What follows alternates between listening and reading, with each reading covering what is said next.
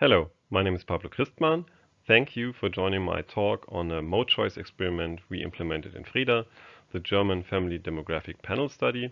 Today I'm going to present you some results I prepared together with my colleagues here at GESIS in Mannheim. More in detail, it will be about different mode choices we offer to respondents in a self-administered mode. We offer them to participate in a web survey, but also in a paper survey. And the question is when to offer those modes. So what will it be about? First, I provide you some insight about FReDA. Then I will explain to you the design of our recruitment experiments. Then I will show you some first results of our analysis regarding response, panel consent, non-response, substantive answer patterns and sample composition, and finally we dive into the discussion. Okay, in the next few slides I'm shortly introducing you to FReDA. So FReDA is short for Family Research and Demographic Analysis. It's comprised of two different samples. Its first one is FReDA GGS.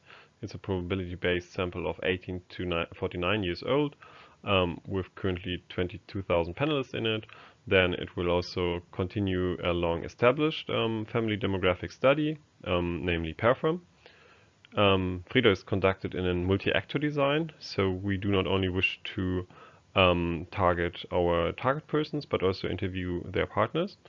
It's a biannual survey, and it's cross-national comparable through the GGS as part of the Generation Generation program every 3 years. Its core themes are family, partnership, fertility, and parenthood. And it has an interdisciplinary axis combining sociology, social psychology, demography, economics, and political science. And it's a combined effort of the Federal Institute for Population Research, GESIS Institute, and the University of Cologne as a representative of PERFORM. Now let me present to you the design of the recruitment experiment. Originally, we wanted to do the survey in face-to-face, but then COVID-19 happened.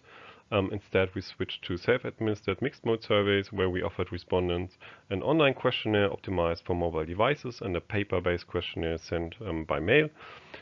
We sent 5 euro unconditional prepaid incentives along with the invitation letter. We contacted 108,000 addresses. We did a 10-minute long dedicated recruitment survey.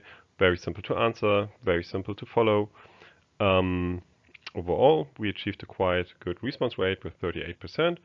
And in it, we also implemented a randomized experiment on mode choice strategy, which will also inform on how we refresh our sample in the future. Okay, now I'm going to present you the research design a little bit more in detail. What we did is implement 3 original experimental groups. So the first group is a concurrent mixed mode design where we send an invitation letter with access link to a web survey and a QR code, some supplemental information, but also a paper-based questionnaire. Then send a reminder with only access to the web survey, and then 2 weeks later again a reminder with an access link to the web survey, but also a paper questionnaire. Then in the sequential mode, we only offer the paper questionnaire in the second reminder, so the third contact attempt. In the push to web mixed mode group, we added another reminder. So we now have 3 contact attempts trying to get people into the web mode. And then in the 4th contact attempt, we provide also the paper questionnaire. And this third group is also the basis for a simulated experimental group where we close a field after 6 weeks. So we only look at those respondents reacting to the first 3 contact attempts, which will allow us to answer the question, what would have happened if we would have only invited respondents to a web survey. In the next few slides, I'm going to present you some first results related to the response rate and the panel participation, but also to the share of paper. Let me start with the comparison of the response rate. Here I plotted the response rate by mode choice strategy, and what we can see here is that the concurrent mode has outperformed the sequential modes, which have outperformed the web-only mode by some degree. The concurrent design yields between 37 and 41% participation, depending on the indicator we choose. The sequential mode lies in the middle, with participation between 34 and 38%. The web-only mode has the lowest response, but still it yields a response rate higher than 30%. But with regard to panel consent, the picture is reverted. So the consent rate is highest in single mode web surveys and lowest in the concurrent mode. Still, the concurrent mode outperforms the other design when considering the cumulative panel consent rate. So you have the most respondents giving you a panel consent from the number of respondents you contacted, but the difference between the mode choices is reduced. This pattern can actually be quite nicely explained by the share of paper. As we can see here, the share of paper is much higher, about 45% in the concurrent mode, and in the sequential mode it's only about 10%. Obviously 0% in the web-only mode. But also respondents behave differently in the different modes. So we achieved a much higher consent rate in the web survey than in the paper survey, providing an explanation on the reversed picture we saw on the last slide. Now, how's the picture after the second wave? Here on the left side we see the cumulative response rate after the second wave, and what we see here is that difference between the mode choices are even further reduced when considering the cumulative response rate after the first re-interview, so the delta gets smaller between the different mode choices. Now I'm offering you some insights about non-response. Here I've plotted the share of no answer. What we can see here is that with the concurrent mode we get the largest share of no answers, and the lower number for the sequential modes and the lowest number for the web survey. So for the web survey we got the most complete interviews.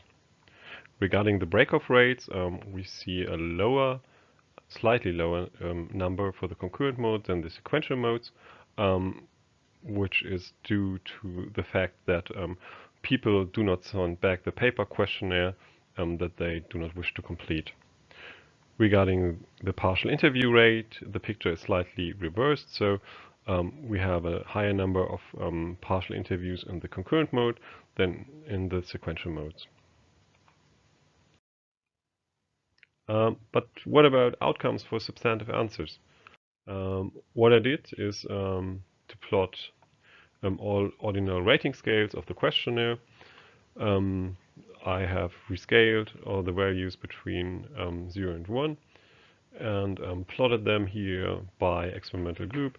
And we can see here at the first glance that no matter the mode choice strategy we have chosen, on average we got the same answers in the recruitment survey.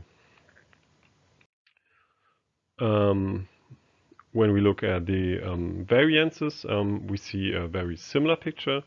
So no matter the mode choice strategy, we also get similar variances, also for the web-only mode. Now, what about sample composition? First of all, we needed to say that we did not find large differences for sample composition regarding a number of indicators. What we did is use the population census data from the German Mikro census 2020 to compare the distributions in core demographic variables by experimental group. And what we see is that regarding with age, The web modes underrepresent the 45 years a little bit more strongly than the other modes, but in total differences between the different modes are very small. So we actually see the same pattern here regarding with age. The same for sex. So regardless of the mode choice strategy, we find the same patterns here.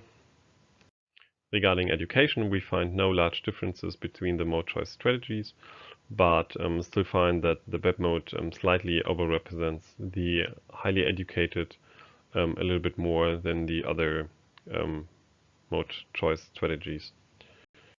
Regarding marital status, we see no clear pattern here, so all represent the population equally well. The same for household size, so there again we see no clear pattern regarding the mode choice strategy. The same for employment status.